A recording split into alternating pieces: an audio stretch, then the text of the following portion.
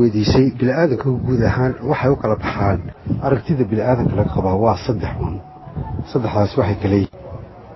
qof aqoon leh oo og uu leeyahay kaasi waxa weeyaan qofka naftiisana anfaca dadka kalena anfaca qofka labaad ee dadka ka mid waxa weeyaan qofka aan garanayn aqoonta iyo isla markaana is-og inuu aan la garanayn qofkaasi waxa weeyaan in uu heer gaadho oo waxbarasho ama aqoon ama wax kordhisto qofka noocaasi waa qofka aan lahayn himada gaaban aan lahayn oo himad sare ayuu leeyahay waxaan u jecel yahay inuu marxaladan uu joogo uu ka gudbo oo uu gudbo marxaladaasi ka sareysa nolol koobaadka qofka saddexaad waxa weeyaan qof aan garanayn isla markaana aan garanayn inaanu garanayn kaas waxa weeyaan qofka la yiraahdo jaahilka ee lagu leeyahay waarid can aljaahiliin quraanku ku leeyahay qofkaasi naftiisana ma anfaco cid kale oo anfacana ma jiro marka qofka koobaad waxa yiraahdaan qolada psychology waxa shaqeysa maskaxda qaybta cerebrum-ka yiraahdaan iyo maduulada labaduba way shaqeeyaan qofka loo baahan yahay mar walba inuu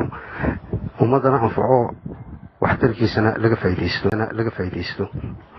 ka labaad waxa weeyaan qof isagu waxbarasho leh in taageero loo sameeyo oo dhiirigelin loo sameeyo oo kalsooni la siiyo ayaa mar walba in lagu dadaalayo qofka saddexaad waxa la yiraahdaa qofkaasi isagu waxa uu wax ku qaataa oo kaliya waxa uu maqlo hadbana meesha uu joogo iyo halka uu joogo ayuunbuu garaadkiisaasi ku egyahay baa la yiraahdaa mana shaqaysa baa la yiraahdaa qaybtaasi maduuladu oo wixii loo sheego marka saddexdaasi weeyaan quraan ahaan iyo diin ahaan marka la sheegayo waxaa la yiraahdaa ka ugu horeeya raasikhina fil cilmi waa qolada la yiri raasikhuna fil cilmi yaquluna rabbana آمنا